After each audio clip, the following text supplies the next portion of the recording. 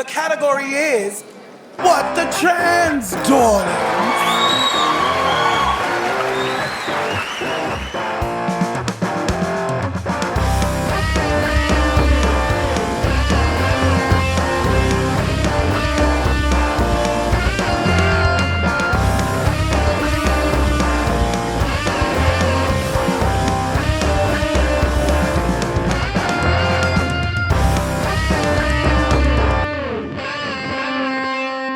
Hello! Welcome to another episode of What the Trans? It is in fact What the Trans. It always is. Yeah, I mean, what other podcast would it be? I mean, you know, people who've presumably clicked on it and opened it, you hope they'd be aware of what podcast they're listening to, but yes, it's us. Michelle is currently on a bit of a break, so it is my great pleasure to introduce to you Alex Maguire. Howdy. Woo!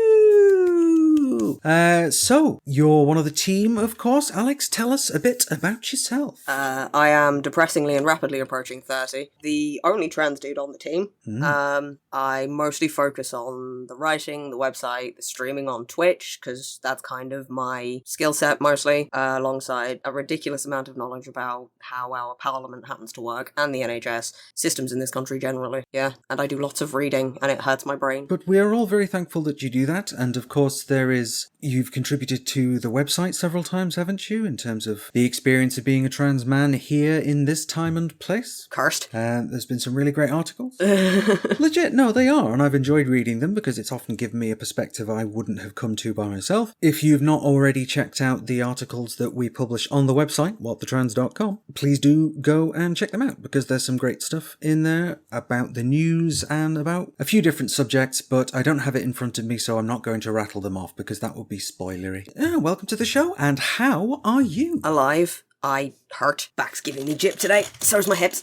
But that's nothing unusual, because on top of everything else, I also have chronic pain, like you do. Yes, indeed. On top of that, stressed and tired and overworked. Well, I'm sorry that we contribute to that sense of overwork, but thank you for all that you do. And here we are recording an episode together. It's fun times. Finally, we've been talking about doing this for months. Yes, indeed. But, I mean, it took us long enough to convince Michelle that, hey, actually, maybe you need a break. Sometimes people do need breaks. It is okay to take time off. Yes.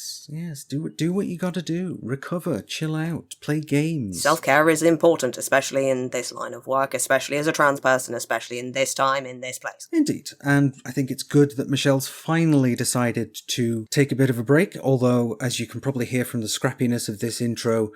Convincing Michelle to have a break, we managed that, because self-care is important. Self-care is important. You don't do enough of it either. I know, but, like... Ain't nobody got time for that. I had a holiday recently. You know, although admittedly that was a holiday to Trans Pride Brighton, which you can hear about later on in this very episode if you're sticking with us. But that was at least slightly a work holiday because I was doing a gig, but then also doing gigs is fun. So is that really counting as something that I do for work, or is that some form of self-care? And it's just all really... Oh no, that counts as work. I remember how hard performing is. I remember what stage lights are like.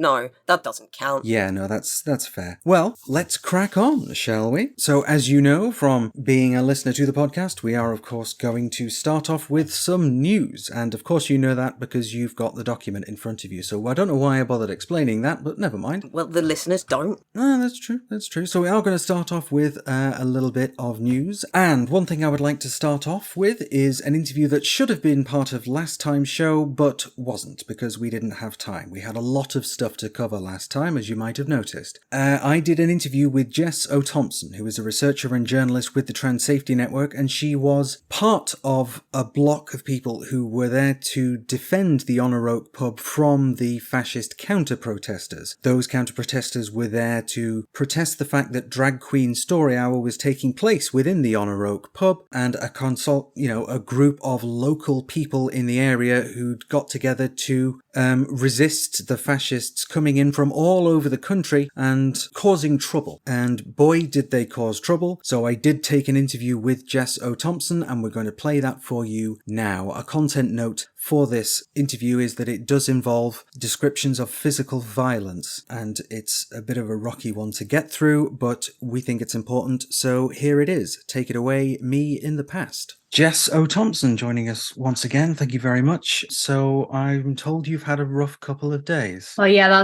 that's one way to put it. So yeah, I reported yesterday on what is, I believe, the fifth instance now of an anti-drag protest outside of Honour Oak pub in Lewisham in London, and the community of Lewisham being there to resist the fascist groups that have been involved with that. Yeah. Okay, so an anti-drag group? We've seen lots of stories about that from the US. I didn't realise there'd been, well, as you say, half a dozen of these incidents already in the UK.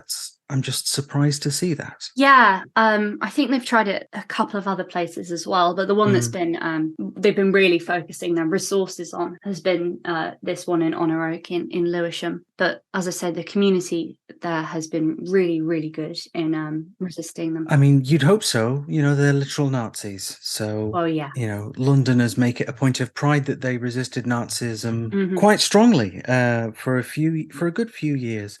So can you give us a rundown of what exactly happened? Okay, yeah, I can. So just to give you some context on why I was there in the first place, as you probably know, last month I reported on the Kelly J. Keane Standing for Women Posey Parker event that happens in Hyde Park. These two events happen on the same weekend every month. So the Honour Oak event happens on the Saturday, and then the Posey Parker event happens on the Sunday. And so when I was there reporting on the Sunday, talking to protesters, I saw a lot of the Turning Point UK people who sort of head up the Honour Oak protest. I saw them attending Posey's rally, and this got me interested. And I spoke to some protesters there, and they were telling me about the fact that they had been at the Honour Oak protest the day before and what they saw. And so I thought, hey, might be worth going back down to London next month and seeing what's going on there and reporting on that as well. So on Friday, I headed down to London and stayed the night. Woke up at 4 a.m. Yeah, that's an early morning. Yeah, it is. I woke up at 4 a.m. and made my way across London to the Honour Oak pub, where I stood with the trans counter protesters, and they were there from about 5:30 in the morning. Right. Yeah. And they were basically protecting the pub. And we saw coming down the street the fascist protesters, who there was maybe about 15, 20 of them to start. A couple more joined in the minutes after. But they came walking down the opposite side of the street. I was stood behind the trans protesters, and they were stood in front of the pub. And the opposite side of the street was the fascist protesters. And so they walked down the street, set up position on the opposite side of the street, stopped shouting all manner of slurs and horrific stuff at the trans counter protesters. One of them is sort of the main guy for Turning Point UK.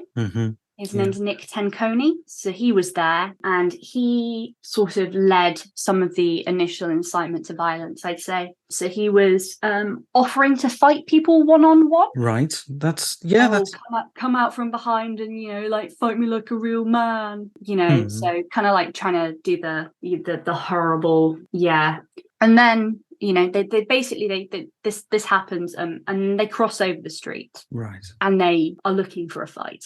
And they start one. So they start, trying to push into and around the crowd. And they start attacking people. Right. And it turns into a street fight. Like what the anti-fascists had is they had flags, which they bring to wave around. And one thing they did is they basically all grabbed them in a line. You can see that, to try and just like protect themselves and have like protect their position, so that individual people, especially those people like me who were standing behind that initial line, couldn't be grabbed and attacked.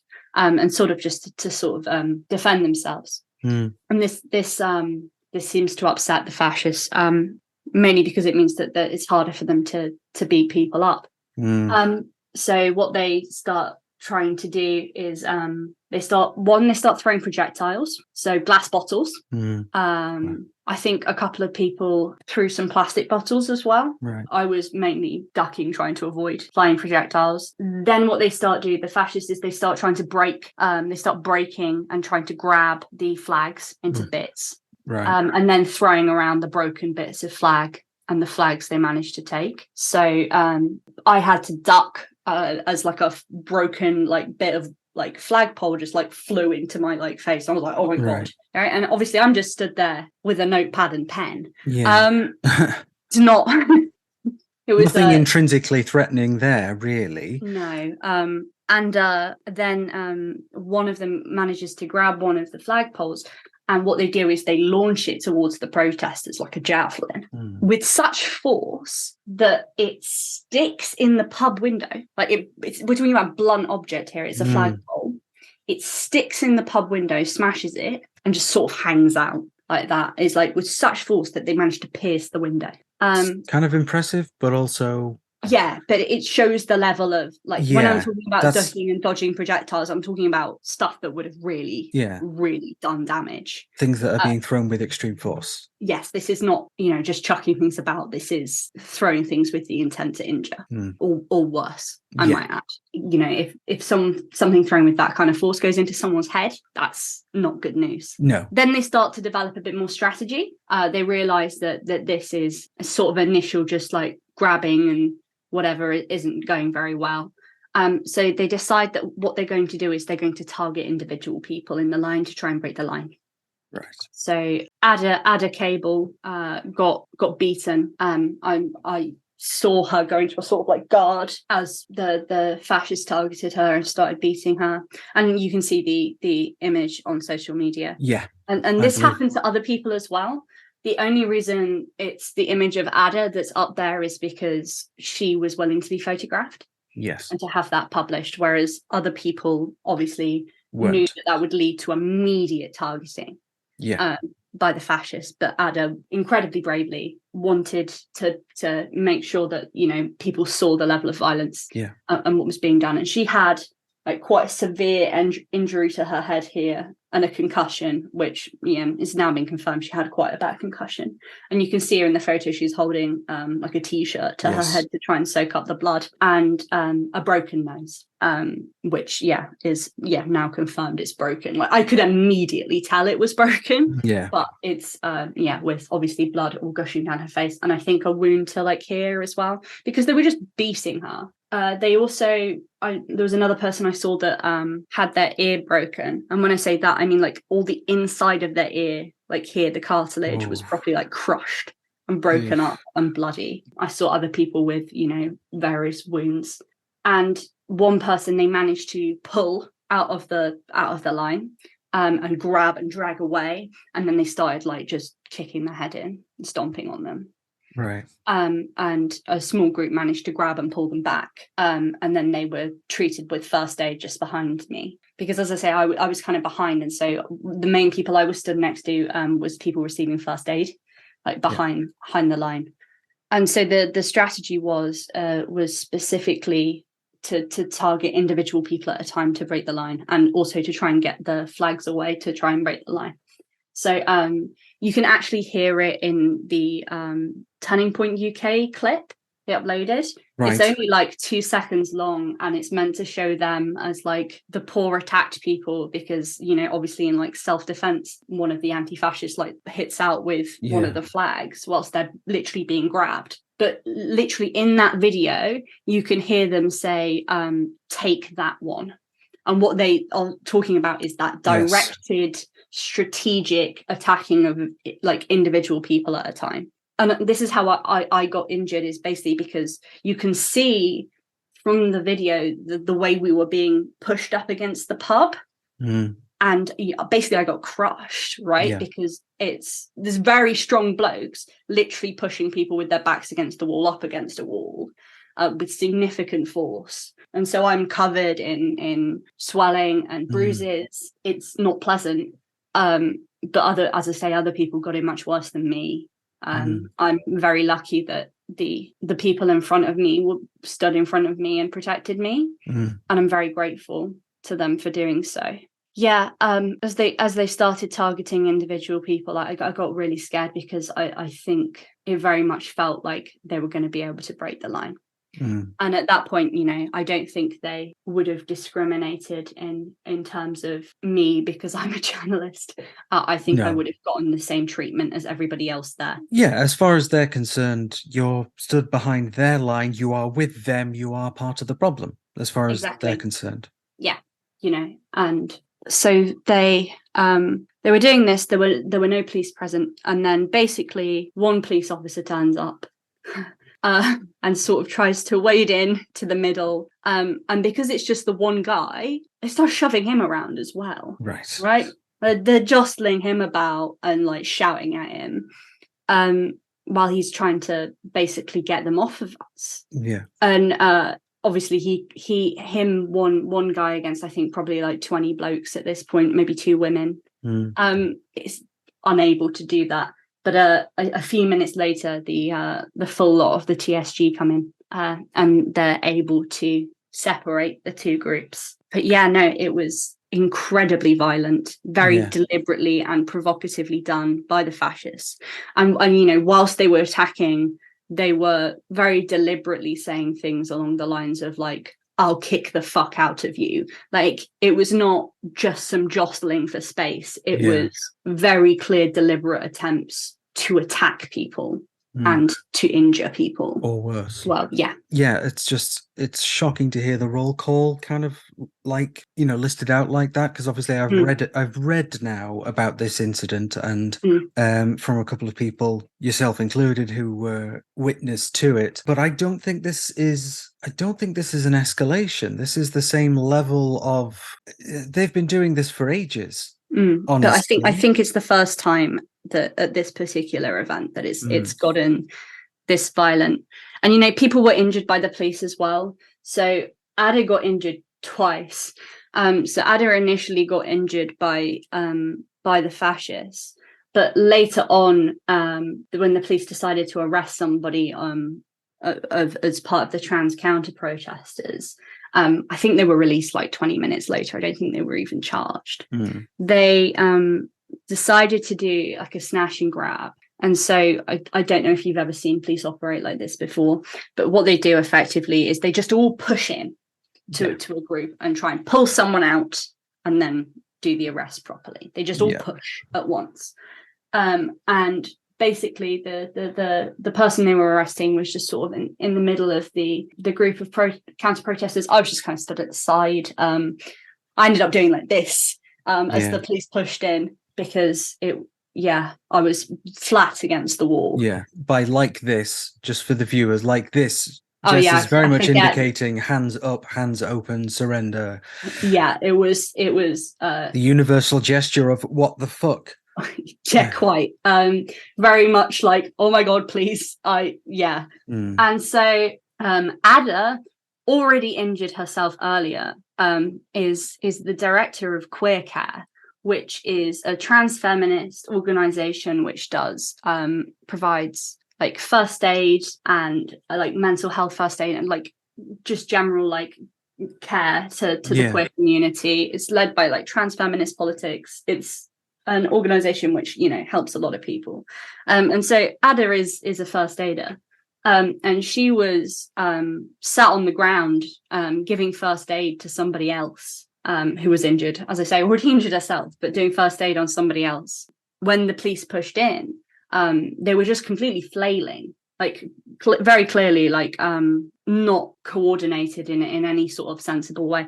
They ended up just sort of like lashing out everywhere, and they punched Ada in the face, made her nose start bleeding again, and also caused another like bruise, cut, and more blood on the other cheek. So Ada literally turned the other cheek and got hit by the police. By the police, yeah. So yeah, I think 2 sources of violence faced by the trans community, just trying to protect each other, and it was quite upsetting to see.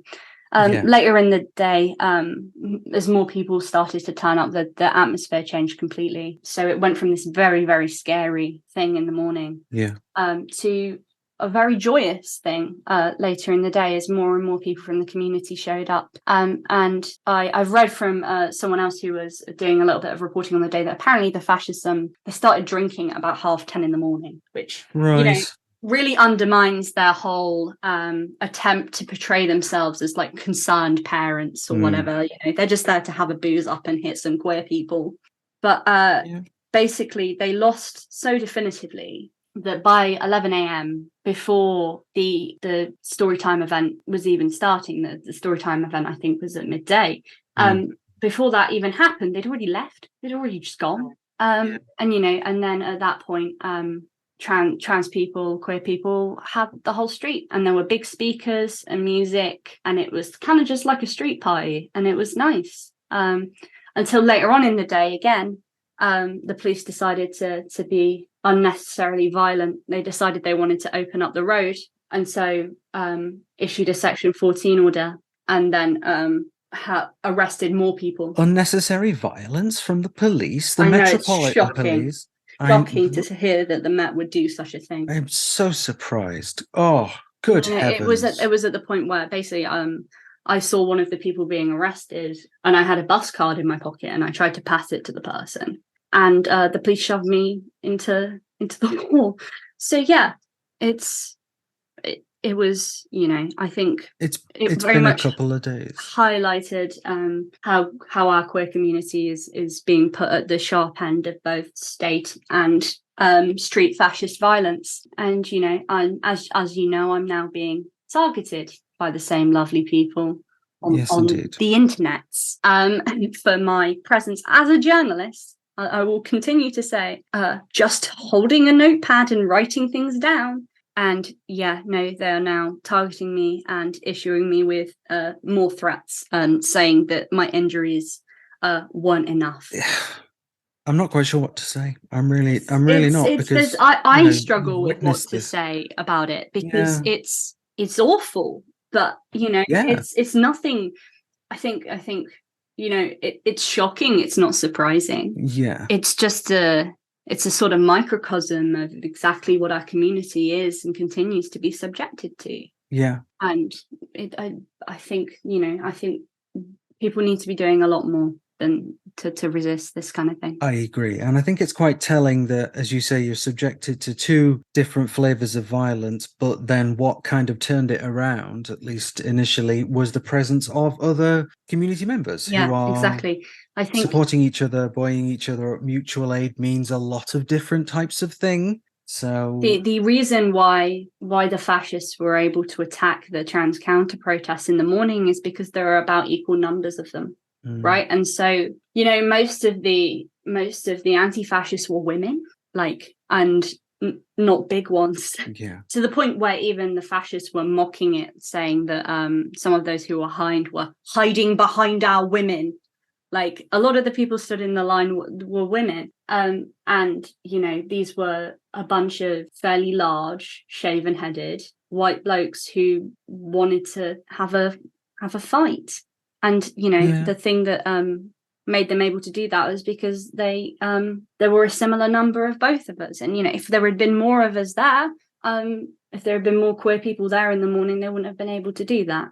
Yeah, they'd have thought twice about it. Yeah, and that's not to say that I think that everyone should be there at 5:30 in the morning, because it's, for one, the people who were there were people who were able to defend themselves well, whereas just random queer people aren't able to do that. Yeah. I'm someone who knows myself fairly well, but I wasn't prepared for that. I don't think most people would be. And it's about supporting the local community, the people in Lewisham, the trans people, and asking what they need to help resist this. One thing I've been saying for ages, forever on the pod is, we don't have time to argue the difference between this and that type of theory, and we don't have time to say, oh no, I'm not standing with him, he thinks differently to me, and I want, it's like we We have to work together or they will destroy all of us. Yeah, so a big part, and I think that's a big part of this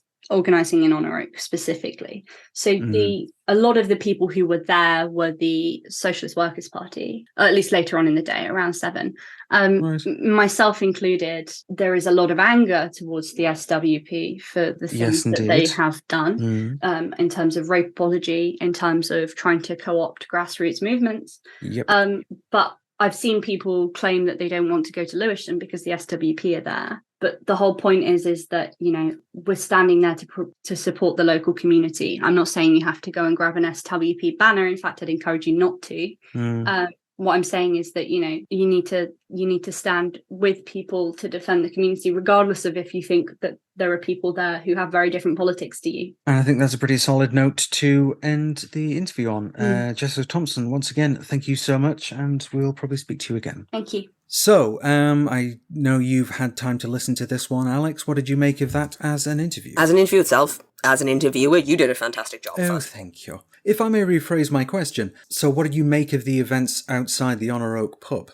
Because I know you heard the events about it. themselves. So Jess also wrote a piece about what occurred on the Trans Safety Network website. I thoroughly recommend it. And if I manage to get any sway over what ends up in the description of the podcast, I will make sure it's there. Yeah, we'll put a link to that article in the description because obviously we do a resource sheet for each of these episodes because inevitably we're drawing from one resource or another, so we try and collect all that stuff together and put it in the description. Yeah, because citing is important. Indeed. And and we want to try and encourage people to check this stuff out, particularly in TSN's case because they do some excellent work. And I think, you know, more people should check them out. Hint, hint, dear listener. Thankfully, the far right had to abandon their protest before Story Hour had even begun. Indeed. Because they done fucked up. Most of the coverage I've seen about the protest and the violence has either been from the right, from, at best, fence-sitters who haven't painted it accurately,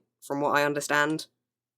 But I'm also aware that eyewitness testimony is, in and of itself, deeply unreliable. The best you can do is gather up as much information as you can and come to some form of conclusion. That's usually how humans work. Jess herself, God love her, managed to get injured, because she kind of got crushed up against the wall of the pub, didn't she?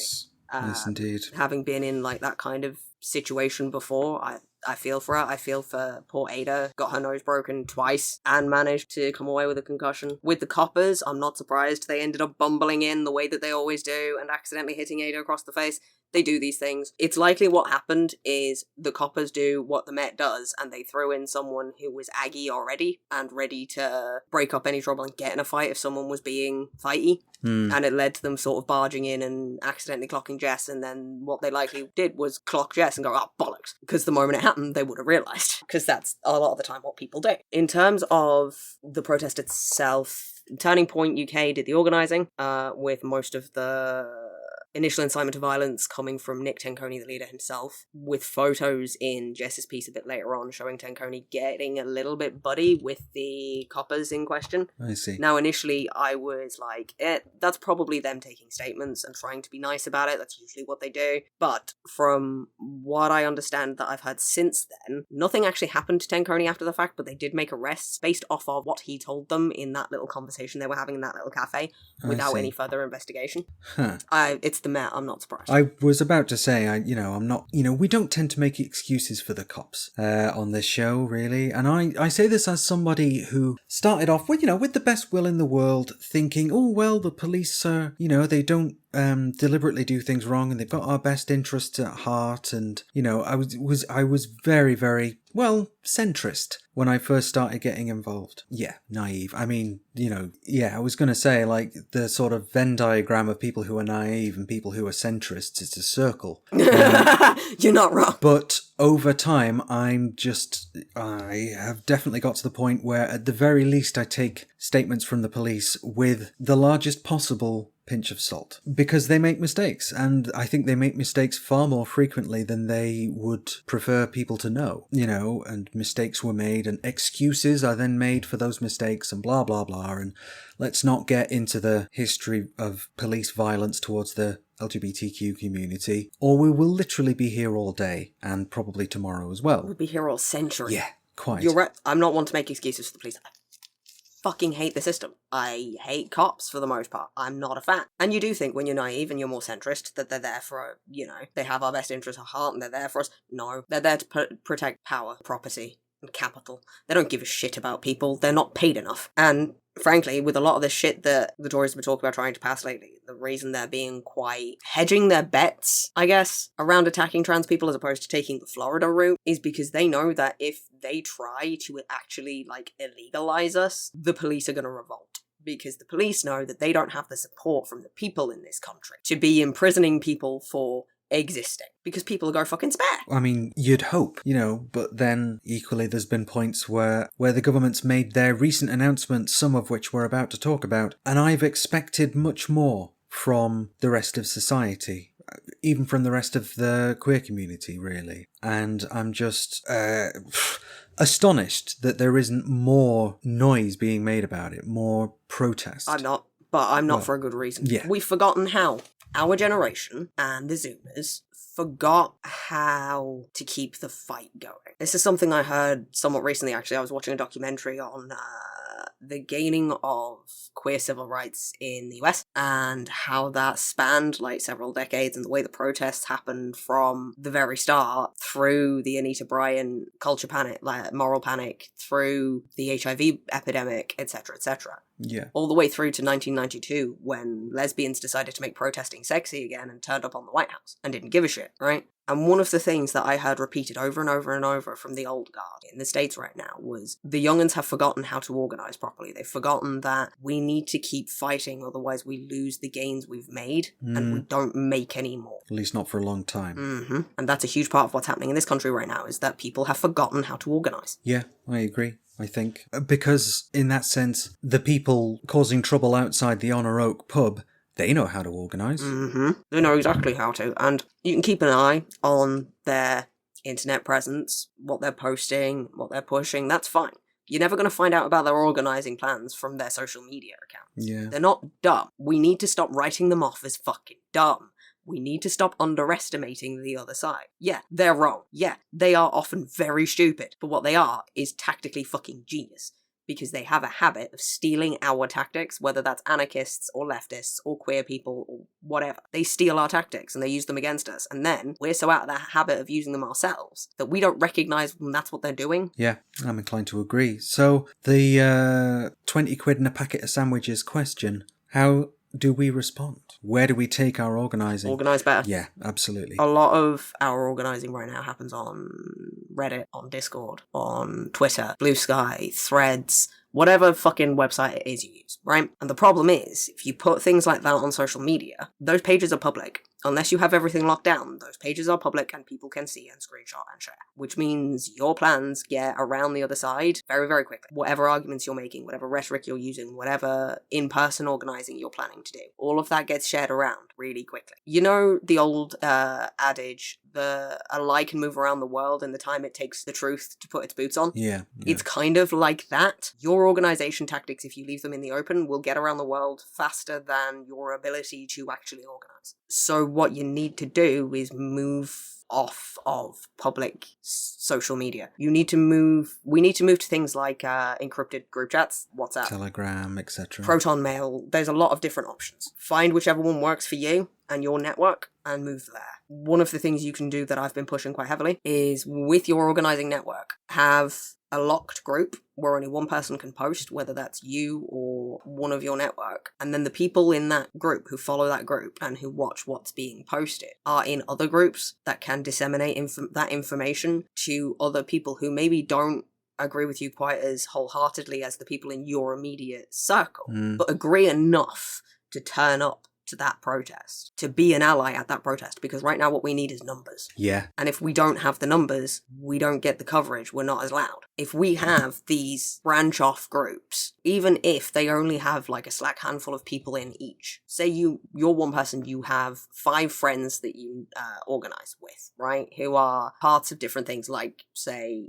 the Trans Safety Network, or What the Trans, or fucking the Good Law Project, or whatever, right? Those 5 people each have 5 more groups that they're a part of, that they know different people from different organisations in, those groups, and so on, all the way down, until it exponentially expands. So there's 5, 6, 7,000 people turning up at a protest that was planned in a week. That's what, we need to be doing. That's what the other side are doing. It's what we need to be doing. I'm actually putting together a little organising pack for trans people. Yes, indeed. Looking forward to seeing that. It's about 4.5 A4 pages long currently, and still going. That seems like it would be pretty short for such a guide, to be perfectly honest. So, I mean, you're not writing War and Peace here. The problem is, with the amount of, or rather the lack of information a lot of people who are trans have, with how the systems work in this country, with how the tactics work, with how playing the game works. I kind of am, and I kind of hate it. I'm in a very privileged position where I've been able to do the research and educate myself on this stuff. Most people haven't had the time. People have jobs, they have kids, they have, whatever. Responsibilities, yeah, exactly. Yeah. And so, but I think being able and indeed willing to put a resource pack like that together, absolutely a step in the right direction, I feel, and I think it's going to be useful to quite a lot of people who are going to have been where I was 9 or 10 years ago and being, unbearably naive and centrist, part of that circular Venn diagram, who are seeing all of these things happening and drawing the same conclusions that we are, but not knowing what to do about it. And that's a huge part of it. Exactly. But a simple, fairly short 6 or 7 page guide to here's what you might want to think about for getting organised. Here's some pointers. Here's a couple of things to bear in mind that, that the community used to do standing on its head kind of thing. I think that's going to be quite a useful resource. I hope so. Yeah, absolutely. And obviously, listener, darling, once that's ready, we'll be sharing it, and we hope that you will do the same, because that's how we get the numbers. We also need to be paying more attention to on-the-ground shit, whether that's stickers, posters, flyers, leaflets, graffiti.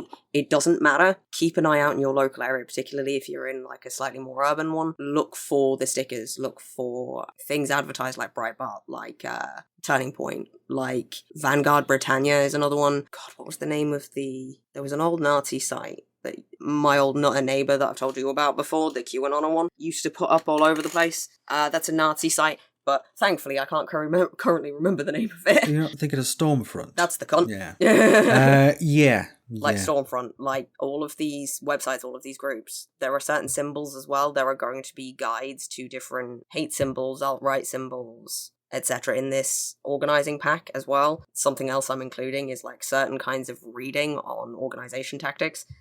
No one who wants to organise can go wrong by reading Rules for Radicals by Saul Alinsky. It is the book on organising. Even the Catholic Church makes their missionaries read it before they send them on a mission. Politicians read this shit. It's a key tool. Yeah. In trying to get anything done. Well, we'll be making a big song and dance about that once it is ready, and you're absolutely right with paying attention to stickers and flyers that you might see around in your community. There was one that I saw. I live on the same street as a hospital, so there's ambulances going past quite frequently, but along that route going up to the hospital for an appointment not long ago, there were lots of stickers saying that Rudolf Hess was an ambassador for peace and was misaligned in history and all of this stuff, trying to rewrite history to say that, hey, this literal Nazi wasn't such a bad guy. And I think that's kind of the trick for it, really, because that's what a lot of it will be doing. It will be trying to launder the ideas and say, oh, no, it's not that bad. No, it's not what you think it is. Oh, Rudolf Hess was misunderstood. Oh, the identitarian movement are paragons of our time. Blah, blah, blah. All of that. And it's because it's the stepping stones, isn't it? To the slippery slope that can and does pull people into the alt-right sphere as well. So obviously, as we were going past all of these stickers, we were peeling them off, but carefully, because there's the old adage, the old tactic formerly used by the far right, whereby they'd put all these stickers up but hide razor blades behind them, so people tearing them down would cut their hands. So if you see some of these stickers about, peel them off, but carefully. Or cover them up with your own. Yep. There's a lot of places online you can get custom printed stickers for not that expensive. Yeah, and, just make sure you get the big ones and it'll definitely cover up whatever crap they're trying to sell. Yeah, I recommend if you have a tool knife or Swiss Army knife, whatever, just use that. Multi-tool type thing. Just use that to peel them off, because then you're not likely to risk yourself in any way. Yeah, indeed. Okay, well, that ended up being a little bit more of a discussion about organising and the far right than I had expected, but then I don't know why I expected any different given the content of the interview that we've just played. However, now we are going to move on. So the news broke on Monday with an article that Annalise Dodds, the Shadow Women and Equalities Minister, published in the Guardian, that Labour are U-turning on their pledge to trans people of introducing self-identification. In surprise to no one, there was uproar from the trans community. However, due to the way Dodds phrased and painted it, and how the context of the rest of the piece, it's not just trans people that are in uproar, it's also the other side. GCs are also in uproar, but so are the average people who are only sort of vaguely aware of trans issues, and either don't know enough and so lean GC because of the fear-mongering, or are just like, let people do whatever. Right? Like, there's uproar from all three here, like, both extremes and the centre ground, and I'm not in the least bit surprised. She acknowledged, rightfully, that the path that is available for trans people in this country to get a gender recognition certificate is absurd, and humiliating, and, right? And fair fucks to her for that. I mean, at least there's a level of awareness. And is claiming that under Labour we'll see them, quote, modernise, simplify and reform the gender recognition law to a new process. We will remove invasive bureaucracy and simplify the process. The explanation of how they're going to achieve this is scant at best.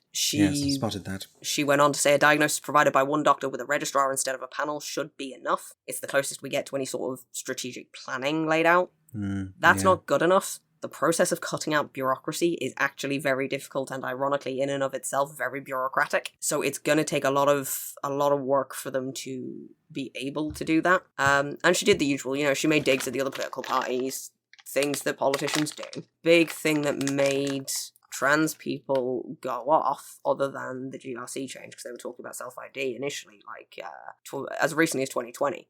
Labour will talk about bringing in self-identification. Yeah. Dodds said, we need to recognise that sex and gender are different, as the Equality Act does. We will make sure that nothing in our modernised gender recognition process would override the single-sex exemptions in the Equality Act.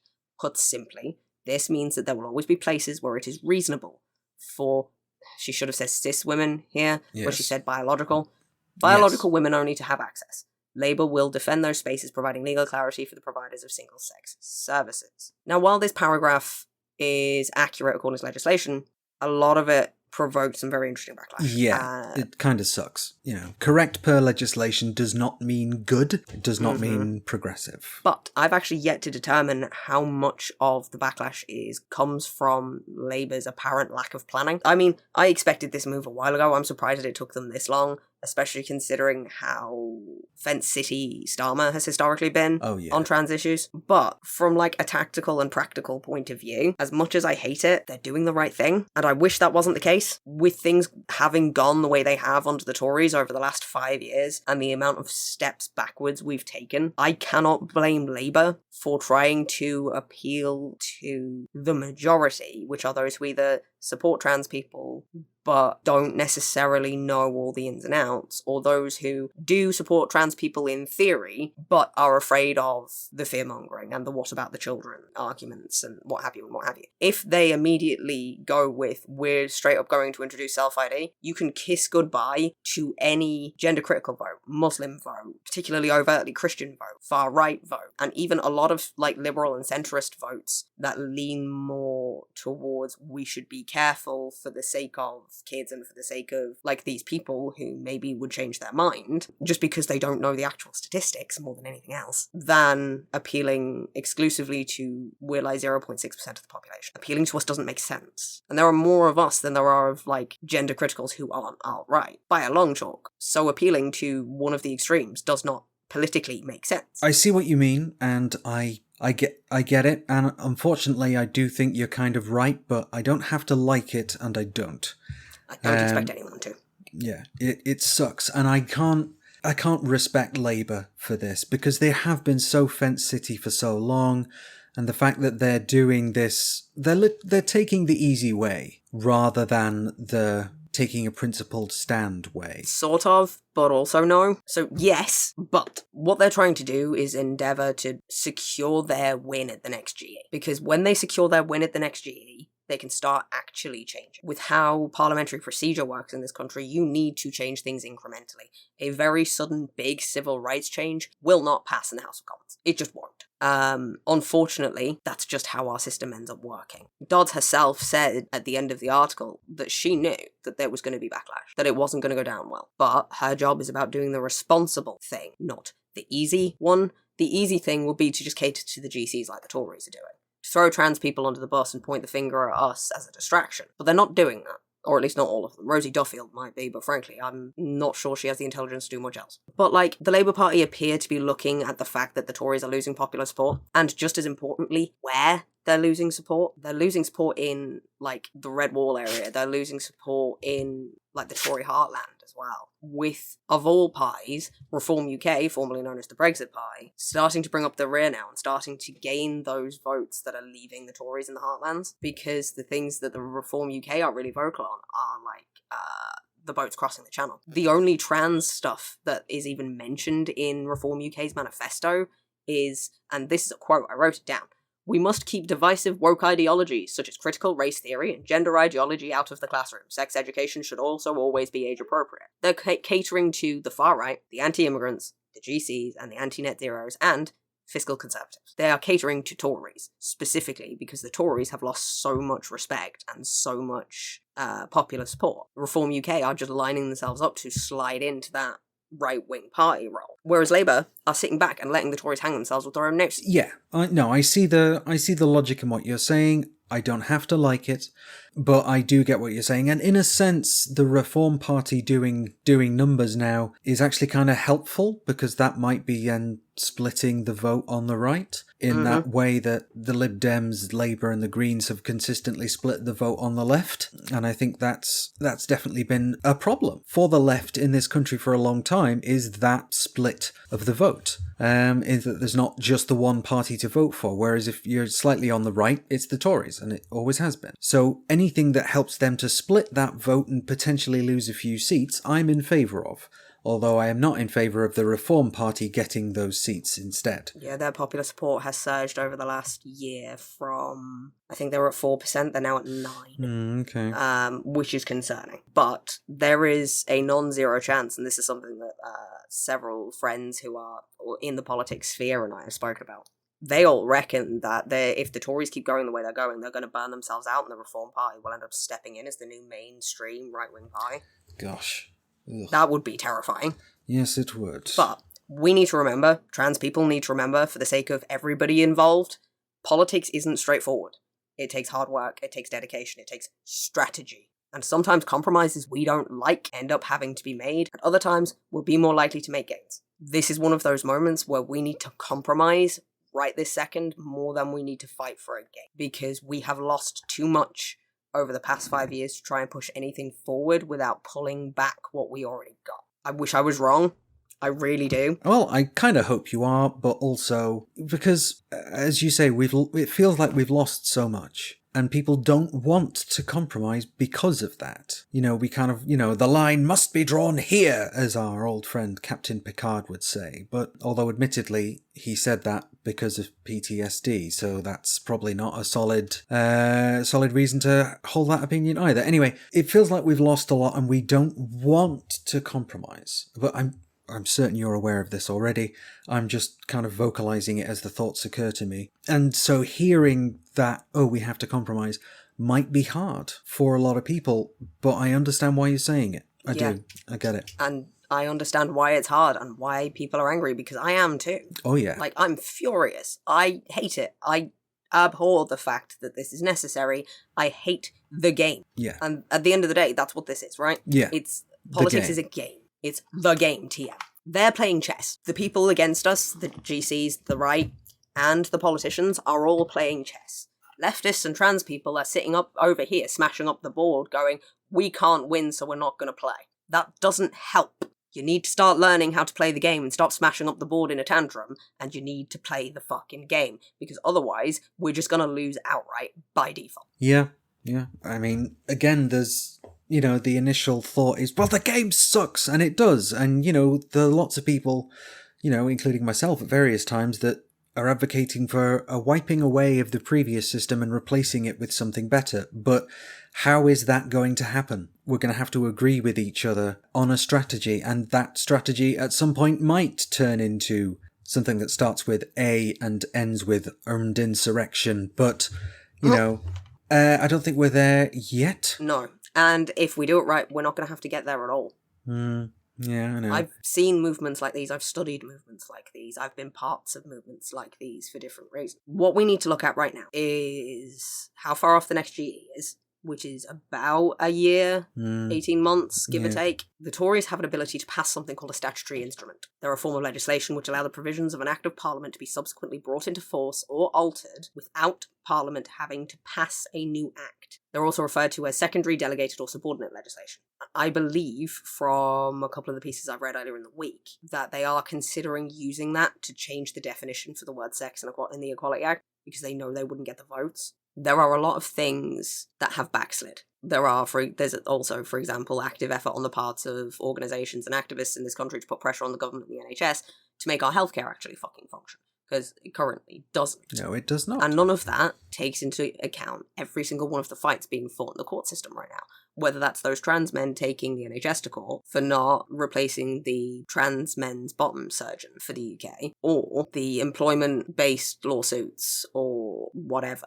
Right? It doesn't take all of that into account. It just talks about specifically the NHS and whether or not they can pass a statutory instrument, right? There is so much that has backslid in the last half a decade, but there are so many steps in the Commons to move things that are necessary to move things the right way. Do you know what political capital is? I've heard the term used, and in context it's kind of like regular capital, and if you've got political capital, you've got some quote-unquote tokens to spend. You've got political capital that equates to will and ability to get things done. Yeah, so you explain it pretty well. Thank you. For a pretty simple breakdown, for those who don't know, it's a metaphorical type of currency used within politics to mobilize voters, and it is made up, according to the Wikipedia page on political capital, of, quote, the accumulation of resources and power built through relationships, trust, goodwill, and influence between politicians or parties and other stakeholders. The gaining of political capital, so all of these supporters, lend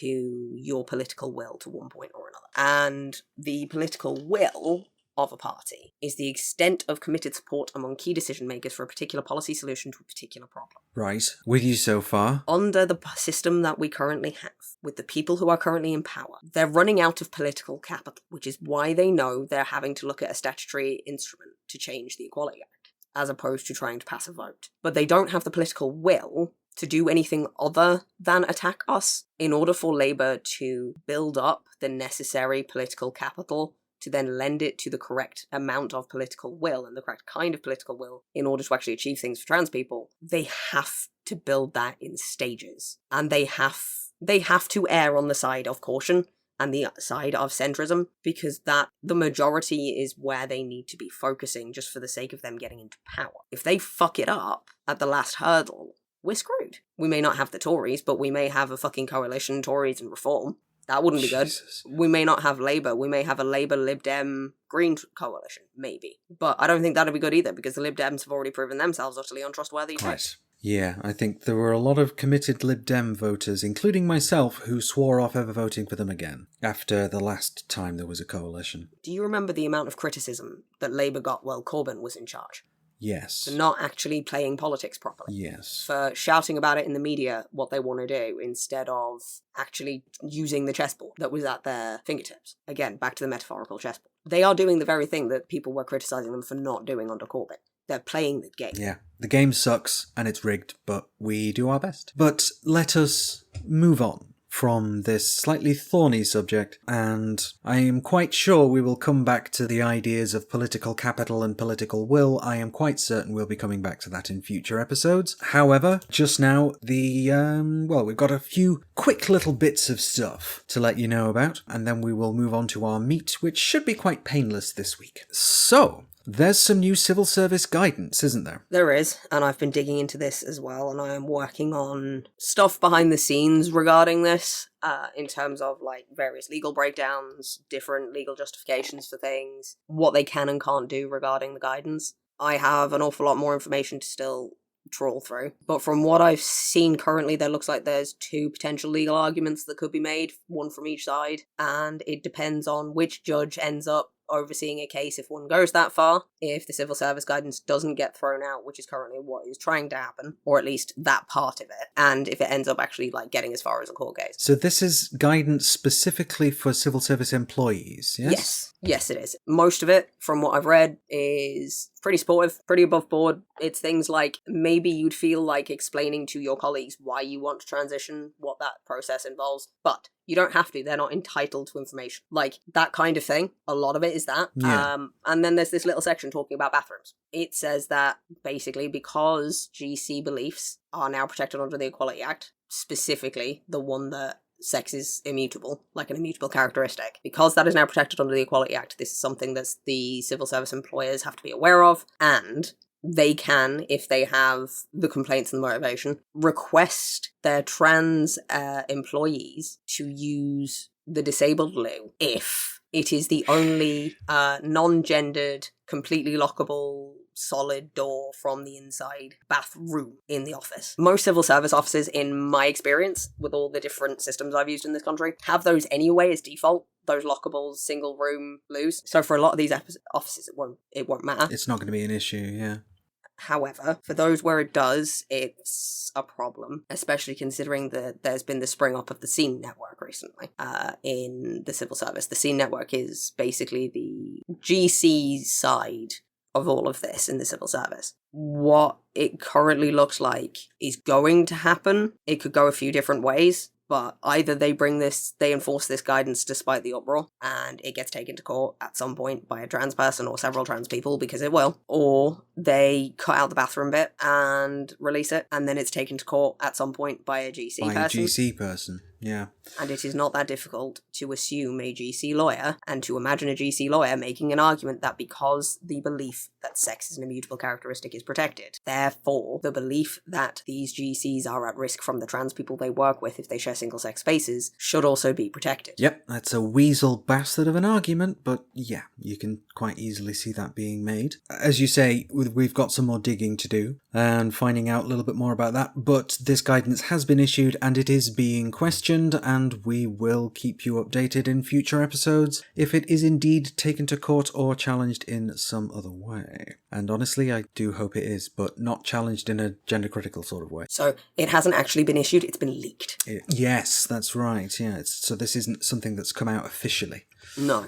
Vice did an article on it that actually infuriated me because it didn't say what the guidance actually said. They twisted it and spun it and painted it like what the guidance was saying was ban trans people from bathrooms altogether if they work in a civil service office. And that's not what it suggests.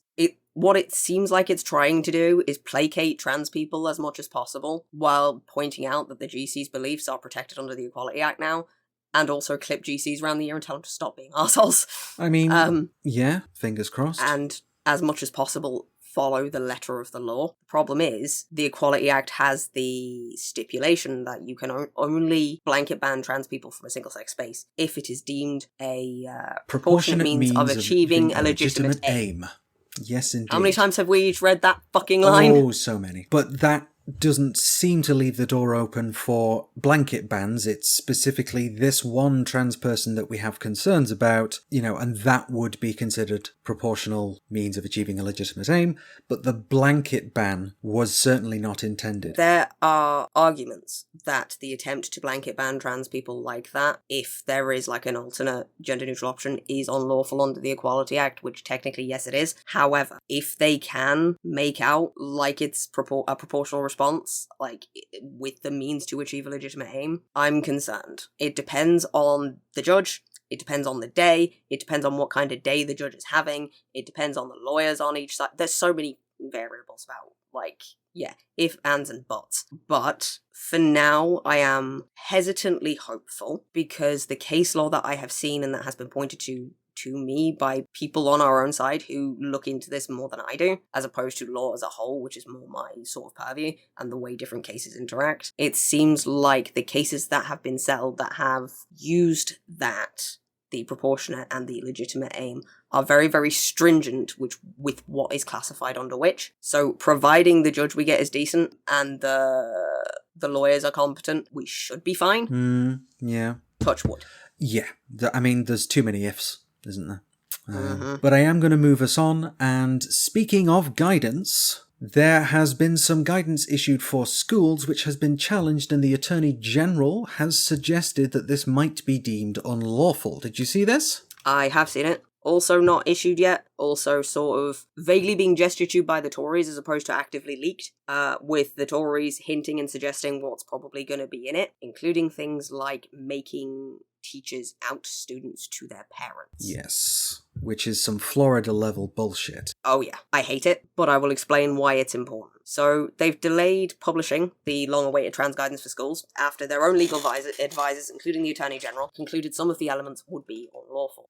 Sunak had promised to bring out the advice during the summer term, which came to an end last week for most state schools, but it is understood that 3 of the suggestions, including banning pupils from socially transitioning at school, outing students to their parents, and I can't remember the other one, getting a doctor's approval before a pupil can socially transition, I think is the other one, or is related to one of them. They've been deemed by the AG as unlawful. However, I did see sort of a footnote in another piece somewhat recently that Sunak is talking about pushing that forward anyway.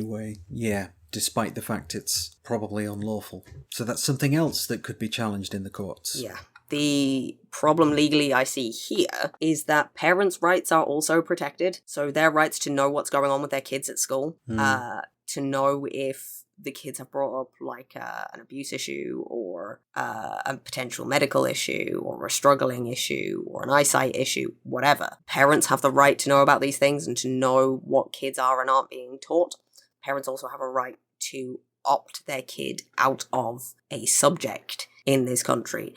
Yeah. If they decide it's not being taught correctly. We saw that with the protests in Manchester a couple of weeks ago against the current SRE. Relationship and sexual education curriculum, where there were like 100 Muslim parents at this particular protest, and they were talking about how these schools were showing really inappropriate videos to kids of the wrong age. The video that they were talking about, and I only know this because I did the digging, it was talked about on 5 Pillars, which is the only like regulated Muslim news network in the West. The video in question, and they linked to it, involved a 7-year-old named Willa, little girl, very sweet, little trans girl. She spoke for about 5 minutes maximum about what being trans is, why she started living like a girl, how she came out to her parents, what her parents said and did, and how they would let her like start out by dressing as a girl in the house first, and then when she decided it was better for her, she could do it outside more, and what have you, and they like enabled her social transition and what have you. Now, the protesting parents in question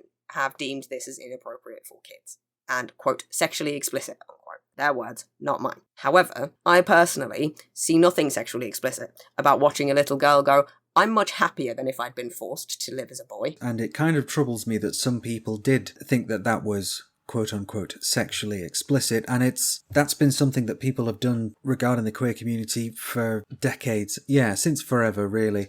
Saying that anything that is LGBT inclusive or specific is automatically sexually explicit. And it just, this vision that they have of gay and trans people who are just, constantly having these crazy sex parties, which, as in fact, we are. But... honestly, same. I think if I was less disabled, that's absolutely what I'd be doing with my spare time. But I have the fucking libido for it. I just don't have the physical capability. I got old. Woo for testosterone. It's a time. It's a real wild ride, isn't it? Because I remember it from my testosterone poisoning back in the day. Getting off the point slightly. So we've just seen that whole, it's LGBT inclusive, therefore it is sexually permissive or sexually inappropriate since forever. And the aforementioned Anita Bryant that you spoke of earlier on, that was a crux of her anti-queer messaging. Think of the children! It was the same shit Thatcher did when she passed Section 28. Exactly. It is the same shit coming back round again. And I'm getting very, very tired of people on all sides not recognizing that we can get ahead of what's going on right now, and we can beat it if we pay enough attention to historical precedent and the way things were done in terms of organizing. Yeah, we have different forms of technology now. Sure. That does not mean we cannot apply old tactics with new technology and find ways to make it work. We can learn some lessons. Yeah. You know. Stop forgetting history. Yeah. History happens so that it doesn't repeat. Stop letting it repeat. Yeah, pretty much. Thing is, a lot of this, it's sexually explicit from that particular protest in Manchester, came from a cultural place, because Muslims, particularly fundamentalist Muslims, which a lot of them appeared to be, based on the interviews and stuff I saw, will have a very different idea of what is and isn't appropriate. Although it's worth saying that you see these protests done by people who are Muslim and people who are Christian in other parts of the world, and it's not necessarily the religion that's at fault to start with, it's the fundamentalist interpretation of the tenets of the religion. That's where the problem arises. It's that lack of flexibility, that rigidity of thinking that suggests, no, it is this way and it will never be any other way. And that fundamentalist mindset, I think, is a large part of the problem. As I'm sure we've remarked before on the show. So. You're not wrong. I think it's a problem you find in Abrahamic religions generally a lot of the time. Monotheism specifically. Because I've noticed if you have a polytheistic faith, you're more likely to be, well, kind of Greek about it. A little bit more chill. But, I mean, even then there are exceptions. In the episode we did years ago about queer people and witchcraft, there was a particular individual who was ostensibly polytheistic, but was kind of arguing that gay and trans people shouldn't exist and shouldn't be in any kind of sacred space. And it was just very, very tiresome to hear that Christianity monotheistic bullshit coming out from somebody who you'd expect it to be, you'd expect them to know better. And it's just, it's disappointing. But yeah, that kind of fundamentalist thinking is... Yeah, and unfortunately a lot of that is society in and of itself, because a lot of our what is and isn't socially acceptable is still hinged very heavily on Christianity in this country. Yeah. As such, there ends up being beliefs that people have that people don't know why they have them, because they don't examine them. It's not... I am learning as I get older, it is not normal for people to self-reflect as much as I do. Anyway, we've got a little bit off the topic specifically, so let's just crack on with the next little bit. I assume you know about Sarah Jane Baker. Yes, indeed. The trans woman who was arrested after Trans Pride London. Yes, indeed. So I heard about that, and I'm aware that she has a crowdfunder, and I'm also aware that she hasn't been written about very, very well, let's say. I don't think people have really done journalism so much as done smearing, particularly the Daily Mail article, as you'd expect. Yeah, the Daily Heil will be themselves. Or the Daily Fail, whichever one you prefer. I think that they should be forced to put the paper that supported Hitler on their masthead, and then there's one verifiable true thing in every edition. Frankly, just make them print their retractions on the front page. So Sarah Jane Baker is a trans activist who I believe is actually running for Parliament, or planning to in the next election. I believe she ran last time too. She's trying to be the first elected trans woman, like out as trans woman when elected MP in Parliament. And fair folks for her, she's written a very interesting book that I'm still reading about her life in prison as a trans person and what that was like for her. And I've done some digging into her story a little bit, why she ended up in prison in the first place, what have you. One of the things you will notice in the articles, particularly the Daily Mail articles, is that the nuance doesn't exist. Yes, So, no nuance. Nuance and the Daily Mail don't ever fucking exist. You wouldn't know nuance if it, sidled up to them and... Smacked them on the nose. Yeah. So, she has been recalled to a men's prison, which I hate. She has not ever, as far as I'm aware, been any form of sexual threat to anybody. The people she was a threat to were, based on the reading about her story I've done, people who have done harm to her and her family, and a particularly transphobic fellow inmate who was a child rapist and, from what I understand, bragging about the fact. I see. Hi, I'm not surprised. One of the things that a lot of people need to come to terms with and learn is that the judicial system in this country is a fucking joke. We do not have what the states have. We don't have protections for our freedom of speech. Things like that can be painted as an incitement to violence, even if they're technically not, because as the Met said at the time when they first investigated it was not directed at a specific person or group of people, just a generalization, and therefore couldn't be seen as an incitement to violence unless someone who identified with the generalization she used complained, which means either, on top of Suella bitching about it on Twitter, other TERFs reported it to the Met and made them have to act, or the Met acted just off of the word of Suella Braverman. While she is the Home Secretary, yeah, okay, she can request that they do that, but perhaps it's something of a misuse of power to do that because it's someone you disagree with existing. I'm just saying. Yeah. There have been protests outside the Magistrates' Court when she's had trial dates in Westminster, organised, I believe, by her partner and her friends in her organising network. She has a crowdfunder for helping her partner with legal costs and what have you, and helping them all with campaign costs to try and get her into Parliament. That is available on, I believe we retweeted it. Yes, I think we did. And it'll probably be in the show notes as well. Read the book. Sarah's book. Read it. It's interesting. This is Alex from the future here to just let you know, dear listeners, that the information I shared about Sarah Jane Baker on the day of recording has since been updated. Her actual trial now begins on the 31st of August at the City of London Magistrates Court. The group Free Sarah Jane Baker has stated that they will be holding a demonstration on the day, according to Pink News. Sorry about that, folks, and of course the crowdfunder, as we mentioned on the day, will be in the show notes. I have a lot of sympathy and respect for Sarah Jane Baker because she comes, as I was saying to Ash off air, very much from a similar sort of background to me and my partner. Very rough area, council estates, tenement flats, gang culture, gang life, like that kind of a background. Where violence is the way you deal with conflict because it's that or you don't survive. It can be difficult to extract yourself from that world, can't it? Yeah, it can. It took me a lot of work. I'm still having to help my other half work on his, like, to not jump to anger, to not jump to physical defense first.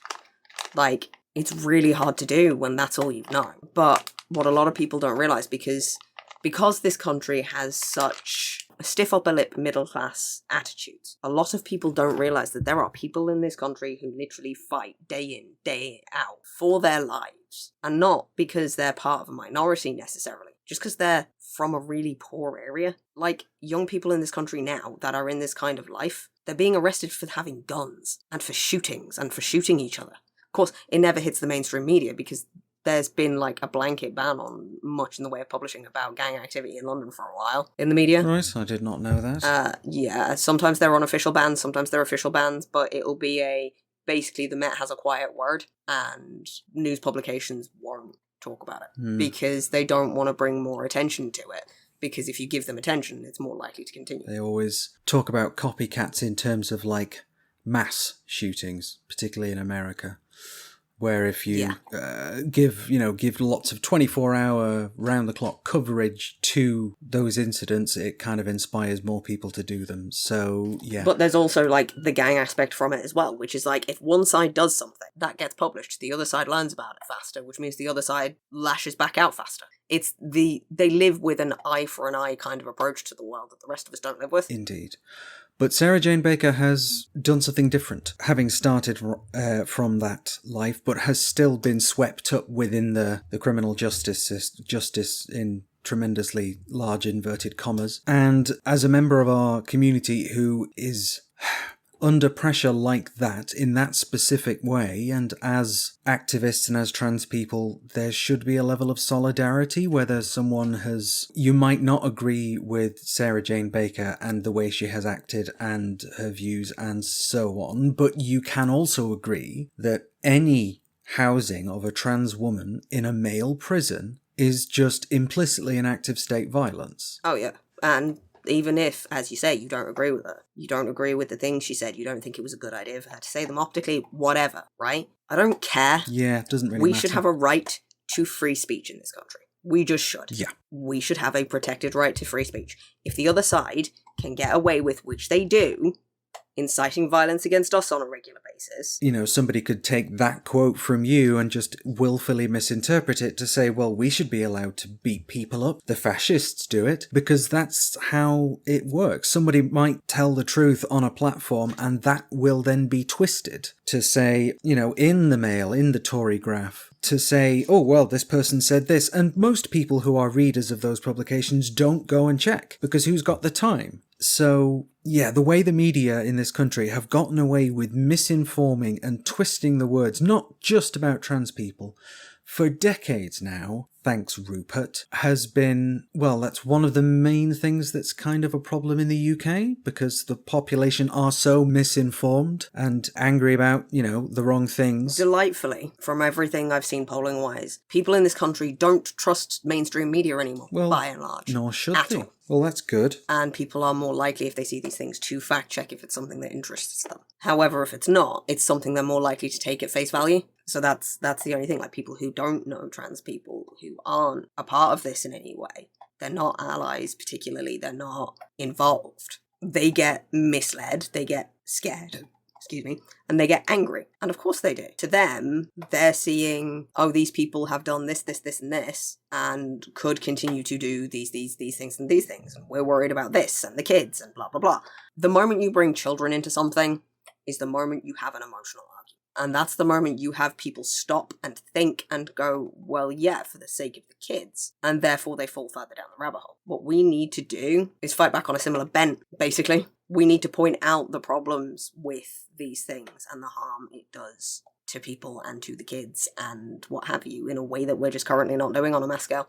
But with Sarah Jane Baker specifically, her next hearing is on the 17th of August, and probably, I'm assuming, her people will be organising another protest for that day. So far, that has been the days the protests have occurred. There was one on the 20th, when she had her last hearing, and then there was one when she had her first one a handful of days previously as well. So keep an eye out for anything on the socials about that. We'll retweet what we find if that's something you want to go to. Solidarity forever, not just with the people that you might completely agree with, because this carceral system, it just chews people up, spits them back out, and watches them reoffend, usually. Basically. There's no attempt at, quote unquote rehabilitation. It's all about punishment and in that sense, revenge, really. Like, you did a bad thing, we're now going to make you suffer. Anyway, speaking of making people suffer, just a quick word on our trans comrades, siblings, the trans people in Russia now, because Vladimir Putin has recently signed legislation that bans people from officially or medically in any way changing their gender. So anybody that wants to change, if I wanted to change my birth certificate, I sort of can do that at the moment. There is no way for people in Russia to do that now.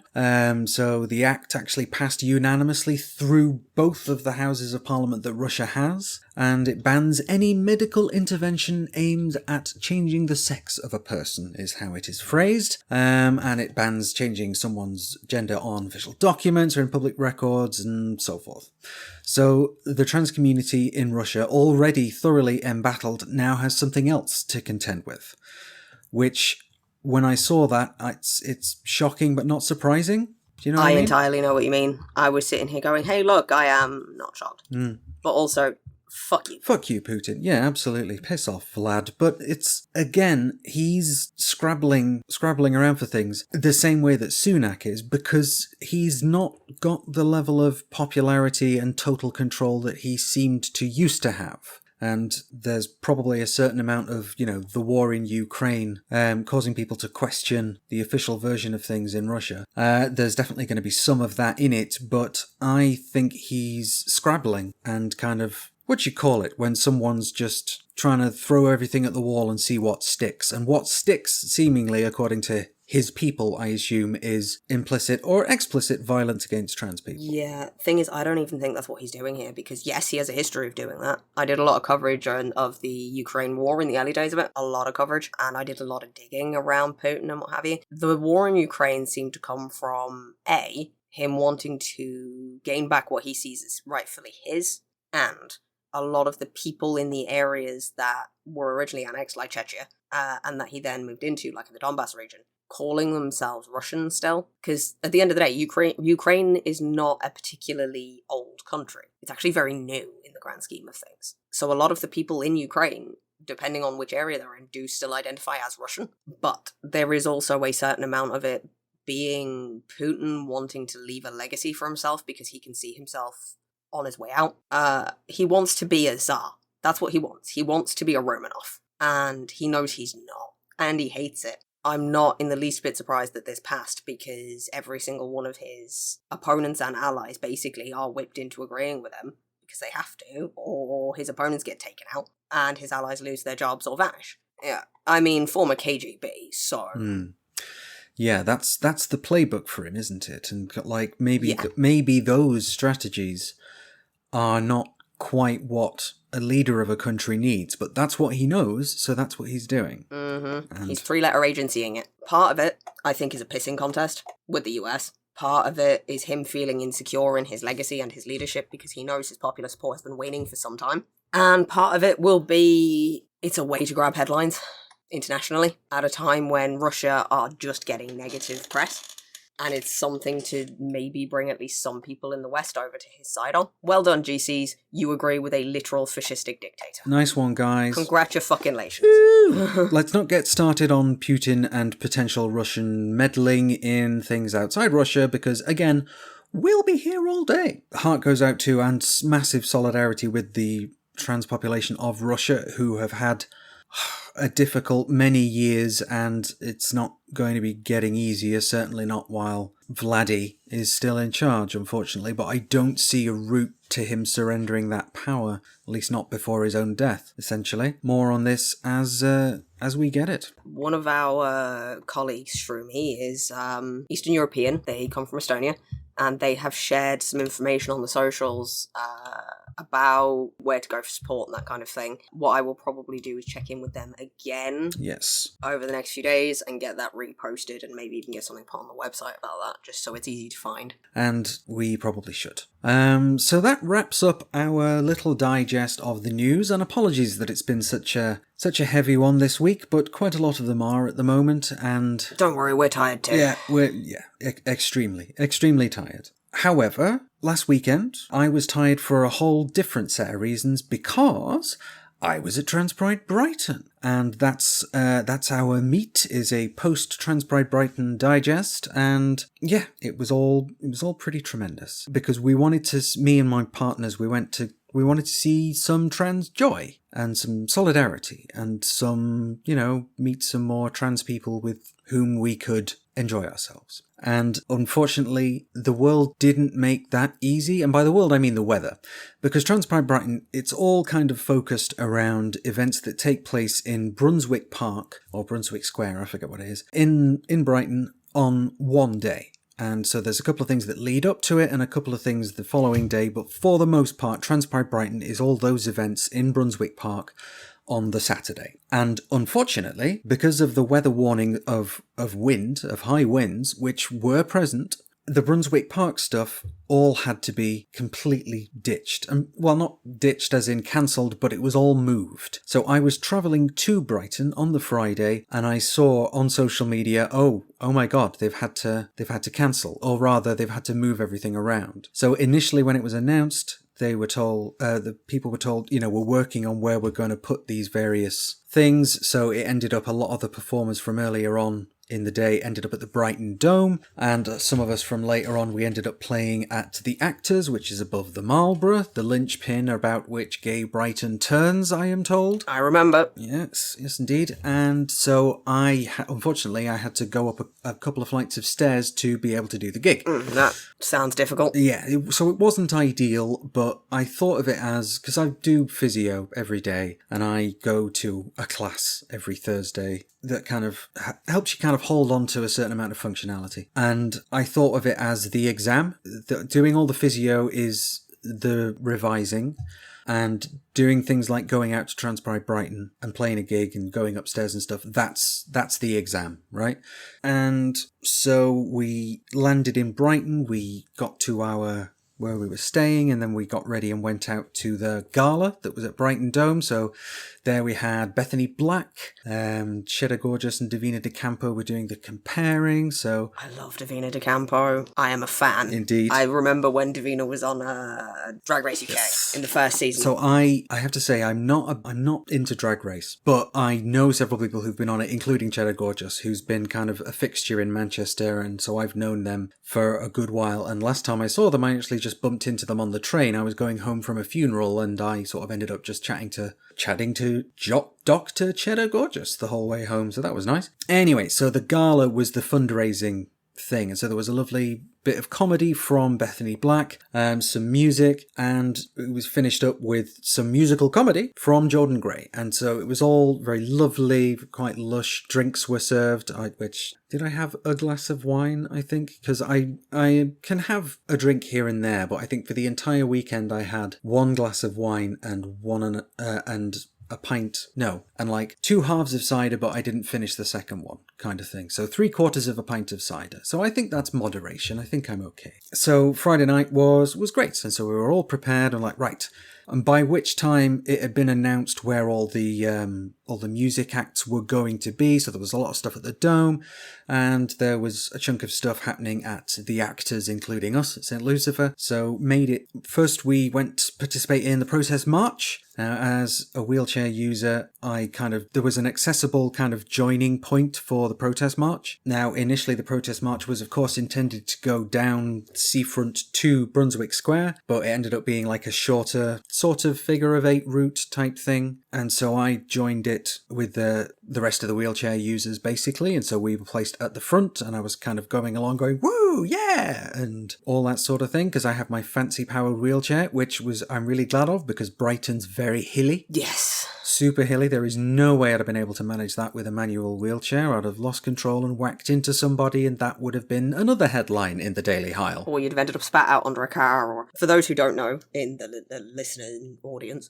I actually used to live there in Brighton, long time ago. I'm trying to remember timelines. 2011 I moved over I see. to Brighton. I moved from Ireland to the UK in that year, and then I lived in Brighton for 2 years before moving to the Midlands. But my first Pride was actually in Brighton. Ooh. It was the weekend of my 18th birthday. Okay. And it ended up encompassing the whole weekend. Nice. It was one of those weekends that go until Tuesday, and then you wake up Tuesday morning in a bush somewhere, not quite sure where you are.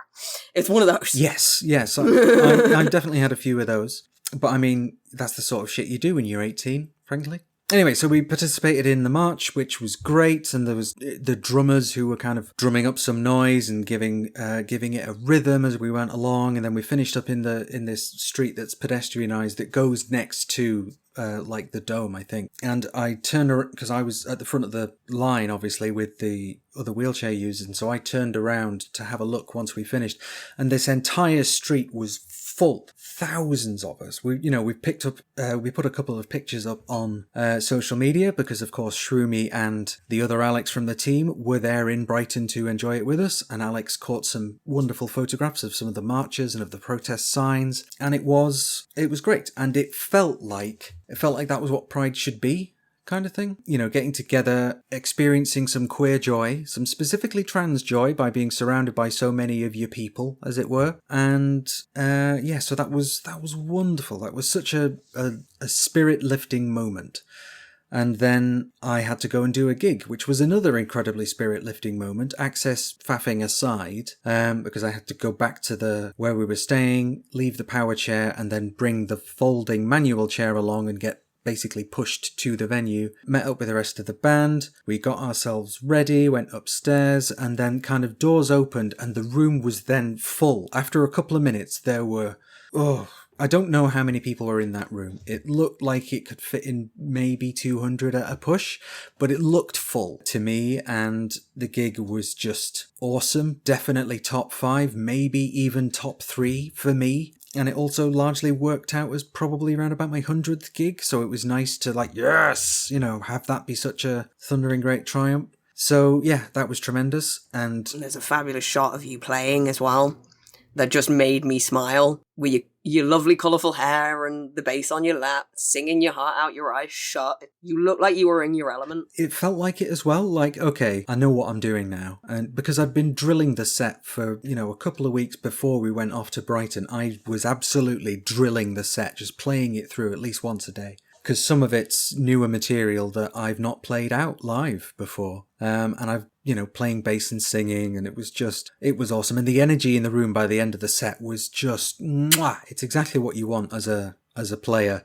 And, particularly as someone in a band whose music is described as black metal gay disco. I'm here for it. Yeah. I'm just here for it. Absolutely. As someone who grew up a metalhead and also has a theatre background and a love for all things gay, being a gay man, I'm just here for it. Absolutely. You and I, we're not so different, you and I. Two peas in a pod. So, yeah, and that was just absolutely tremendous. And so there were two things that were kind of the after party, and we went to the one of them that involved live music, and we saw this band who were hands down the best ska act I've ever seen. The JB Conspiracy, you should check them out. It was just brilliant. In fact, I'm going to write that down because the last really good ska band that I was aware of was fucking Less Than Jake. Yeah, it's tricky to get good ones. But yeah, they were outstanding. By the time the gig had finished, Lexi had already ordered one of their records, which arrived a few days ago and is very good. So, now what was supposed to be happening on the Sunday is there's like a queer beach party. Like a nice chilled out time on the beach in Brighton. Now I can't get too far onto the beach because it's not a sandy beach, unfortunately, it's rocks. And neither of my wheelchairs will be able to go over those rocks. So I wouldn't have been able to join it. But there was, at the same time as Trans Pride Brighton, there was another hotel that caught fire, basically. There was a big fire in one of the hotels, and it was actually pretty visible from our hotel room. So we could see it out of the window, so we got some, pictures of the fire from there. But because of the smoke, because it really did produce a lot of smoke, the whole sort of seafront and quite a lot of Brighton was kind of cloaked in this, cloaked in smoke. And you could smell the fire wherever you were in the town. So the beach party had to be cancelled, unfortunately.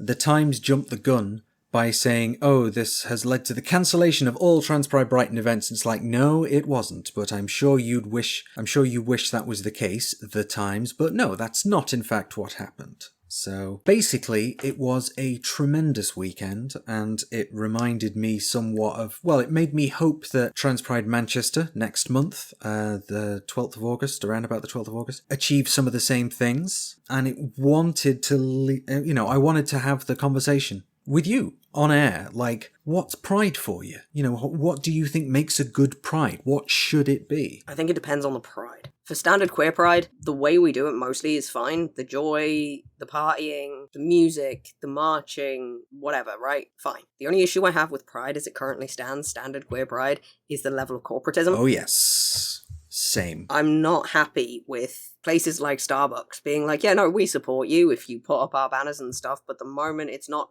Pride Month, we're gonna be shitty to our queer employees. Oh, yes. That can fuck right off. Get in the bin. Don't like it. No, stop it. However, I also understand from a practical standpoint why Pride in London, for example, ended up leaning so heavily on the corporatism because they need funding from somewhere. Yeah. And if they can get sponsors, better. Manchester's the same. The parade's it's a parade rather than a march, and it's very corporate. Although they did listen last year and they put in much more community groups, which was great to see, but it was still mixed in with lots of straight people being in the parade as part of the RBS float, for example. It's like, yeah, I thought I'd just come along for the party, and it's like, that's kind of not what it's for. Fuck right off. Yeah. Get in the sea. No, none of that. Yeah. None of any of that. Get in the Thames. Go away. Yep. We are not here for you to tokenize and exploit and use as an excuse to party. We are here because we have had to fight for every single fucking right that we have. And every single one that's been taken away in the last 5 years. We still have to fight. Yeah, exactly. So for prides to rely on corporatism so much now, in this day and age, in this time and place, it rings really hollow and leaves a bad taste in the mouth, doesn't it? Yeah, it does. I like the way everything I saw, I like the way Trans Pride Brighton did it because they had the gala fundraiser as opposed to leaning on sponsorships. Mm-hmm. I really like that as a way of doing things. I think that's really cool, and I also hope Manchester Trans Pride is similar. I think it is. I'm actually going to be there. Yes, indeed. Hopefully. All things going to plan. Yeah, absolutely. And I look forward to you being here. So for a few days, my apartment's going to be what the Trans Central. Yeah, because you're going to have little Alex, you're going to I and my other half. Yes, indeed. I don't know if anyone else is coming from the team, are they? I'm not sure. I would be happy if they did, of course. And Alex is so gifted with her camera. Oh, yeah. Some of the shots she got of Trans Pride Brighton were phenomenal. I hope she gets similar ones of Trans Pride Manchester. No, I agree. I actually used one of the shots that she got for the piece that came out today, day of recording, on the Labour UTAD. At the bottom of it, I did the little organising thing, as was suggested, and in that, when talking about things like stickers, as we touched on earlier, I used like one of the little cardboard cutout sticker things that Alex took a picture of. It's like a spray bottle that says 100% turf repellent, and it just made me chuckle. And I was like, we need more of this. Yoink. Yeah, exactly. If you, dear listener, have not yet checked out some of the Instagram and social media stuff that Alex has been putting on the account, the photography, have a look at it. There is some wonderful trans joy in there and some trans rebellion and saying we're not going to put up with your shit. And there is at least one pretty good picture of me screaming into the microphone during a gig. So yeah, check it out for that if nothing else. I got a new profile picture out of it, so that's good. But I am looking forward to Trans Pride Manchester, and I am pretty certain that the people organising Trans Pride Manchester are organising it very much along the anti-corporate line. That's not what it's for. It's a protest. It's a march. It's not a parade. So yes, I'm looking forward to that. And I think, to me, that's what Pride should be. That spirit of joy and solidarity, but also fighting back and letting people know we're done with this. We're done putting up with your shit. We are here. We are loud. We're not going to be quiet anymore, and we're not going to hide in the shadows anymore. I'm done hiding in shadows. I've done enough of that in my life, and I've got no truck with it. So, well, I think that's a pretty good spot to end the show. That sense of we're not putting up with it, but grab the joy where you can. Thank you for listening, and if you enjoy our work, obviously we do have a Patreon. If you feel like you can support us, that's fantastic, but equally you can catch up with us on other social media, facebook.com/whatthetrans, Twitter, or I guess X now, @whatthetrans, and we have a website where we publish some written work, some of which by yourself, Alex. Quite a lot of it, in fact. And that's whatthetrans.com. And thank you for listening, and we will be back soon.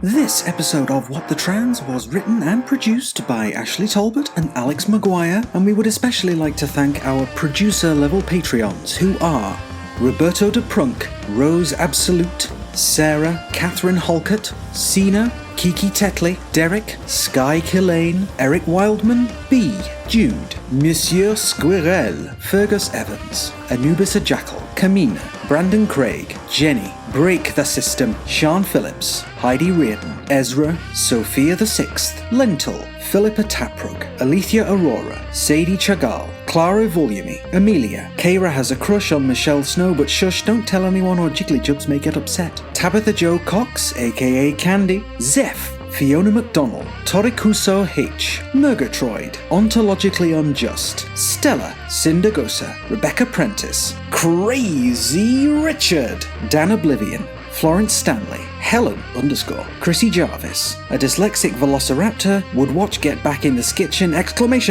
Nick Ross, Alice Chalkley, Melody Nix, Fiona Punchard, John, Lynn Mackay, Nick Duffy, CB Bailey, Gordon Cameron, Peter Kimball, Wen Riverup, Vic Parsons, Tila Wild, Rowan Littlejohns, Desiree Markland, Patreon user, Vic Kelly, Emma Doyle, Catherine, Elliot McVeigh, Cassius Adair, Melissa Brooks, Ian Coomber, Karakan 12, April Heller, Sophie Lewis, Alexandra Lilly, Claire Scott, Ariadne Pena, Lauren O'Nions, Bernard's Pink Jelly Bean, Lanos, and Chris Hubley. Thank you to you all. We'll see you next time.